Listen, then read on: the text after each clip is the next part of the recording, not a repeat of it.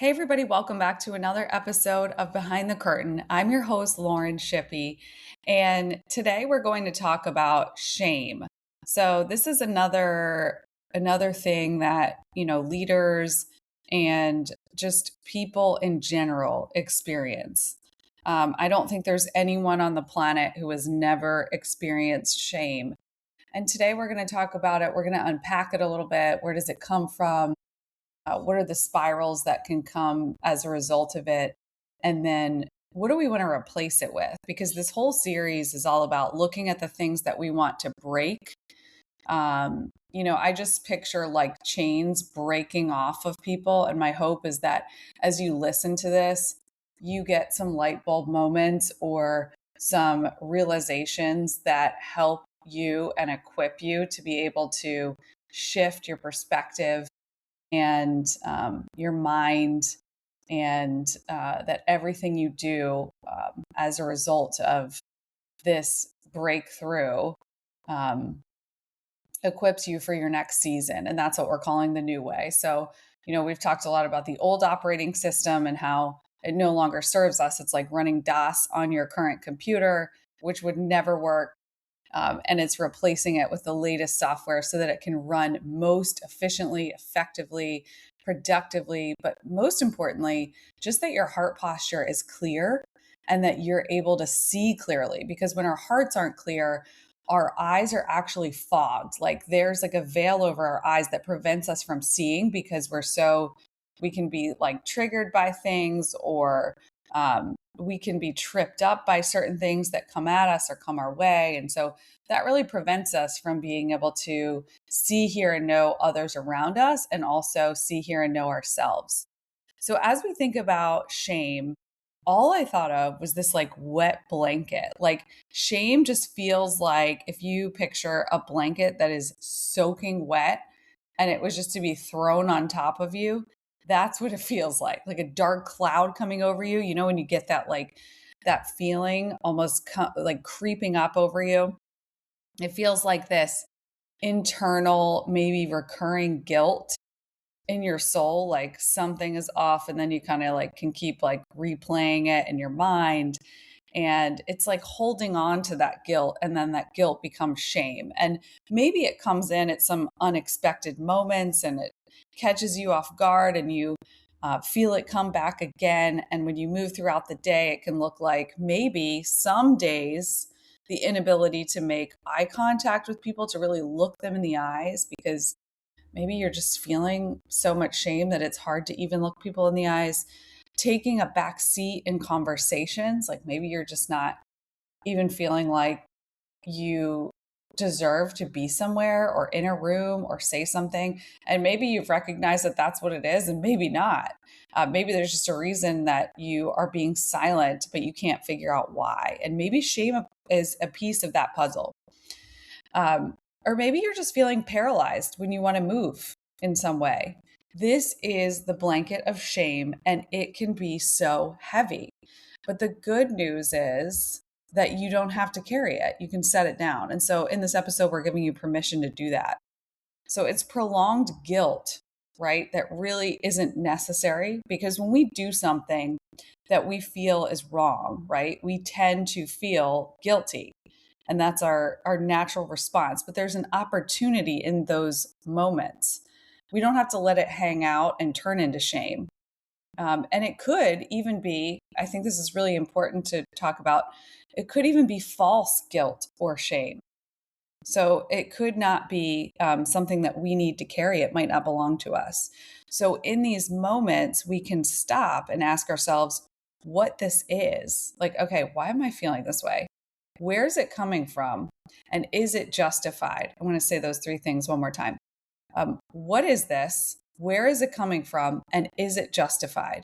And if it is, if we messed up in some way, we can own it and do what we need to do to clear it.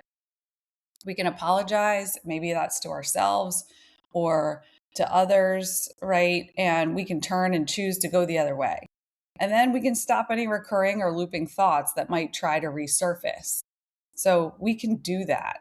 Um, And when I was thinking about this, when we do something wrong or when we mess up, or maybe when we're carrying others' guilt or shame and it's coming over us, um, I got thinking about conviction. And I think if we're carrying others, it's not ours to carry, and we can go ahead and lay that down. We can separate it out, and we'll talk about that. But if we did something that is just not sitting right with us, conviction is um, is a good process. It's a process that allows us to come back into alignment. And the surrendering of whatever it is that we've done or whatever it is that we're just feeling this angst about, the choice to repair or restore ourselves and or others, and then the choice to go the other way is such a beautiful cycle that we can practice anytime, anywhere. No one is exempt from this. No one's excluded from it. That's the beautiful thing about this. And conviction really is like a holy process. It comes into our hearts and it cleans house. And the visual that I've had over the last few years is that this is like if you imagine like a spatula, if you're baking something and you've got the mixing bowl and you're about to scrape it into the pan, right? It's like this spatula that's coming into every crevice of your heart and it's scraping it clean. Sometimes that scraping process is painful, but it is thorough and complete. And when we come out of that period of conviction and refinement, we're not the same. You never will be. You won't be the same again because you've surrendered to the process and you've let the spatula do its work. And while it's temporarily painful, the end result, we talked about this on the New Way, is resolve. And resolve is the kind of thing that you can't take away. It is a firm foundation. It's a rock that you can stand on. But the great thing about this is that it's within you. So it's been built scrape by scrape by all the things, all the trials, all the challenges, all the choices that you've made to turn and go the other way and let the spatula do its work. And when you get here, you really know like where you stand and you know who you've been created to be and you're walking in alignment. And that is the goal. Like that's the goal. And so the great thing is that if you're listening to this and you maybe are having a day where you're feeling like off or something's not right or something is heavy, maybe shame's a part of that equation. And you can ask yourself where you've experienced that shame and the conviction that is turned to guilt, that is then turned to shame. Because really, conviction is the good part of this. The guilt and the shame is not. So what we want to do is catch it at conviction and say, oh, this is the spatula. Okay, what are you trying to do here? What is it? I can look at this. I can examine this and I can, see what's coming to mind. And then I can separate out if there's any false guilt versus actually what's mine to own, conviction. And then I can make moves. Then I can let go of that false shame and I can say, "Oh yeah, okay. I'm carrying somebody else's stuff. That's not mine. That's not mine to carry." Um, you could still be there, but it's not yours to carry. You'll show up differently. And then you can reassign it back to its rightful place, right? And then you can own and forgive and release whatever you're feeling conviction about. And so that is a great thing. So as we finish up this episode, I just want to, um, there's declarations that I write at the end of these. And I think that they're powerful. I think there's something powerful about speaking out things. And so I would just encourage you to do that. And it says this, I'm just going to read it. It says, I'm ready to no longer carry shame around with me. I realize that it's been something that has been keeping me quiet when I can speak, preventing me at times from experiencing real connection.